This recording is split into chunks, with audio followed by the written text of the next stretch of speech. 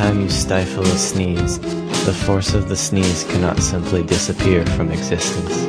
It must manifest elsewhere, often causing a small creature to explode or a chef's hat to fly off into the air. Le toc blanche. The chef's hat. Why is it shaped like a mushroom cloud? Because they both sure can cook. And why is a mushroom cloud shaped like a mushroom? Not many people know this, but out in the forest, right where every mushroom grows, there used to be a tiny Japanese city, so tiny that even David the gnome could commit accidental genocide just by taking a poop without looking.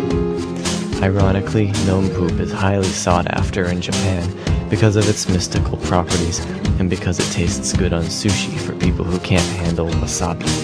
Here in America, gnome poop's mystique is somewhat overshadowed by that of unicorn seed, the hip new soda pop that all the kids are guzzling on the street corners. Its popularity has been hugely fostered by product placement in popular films.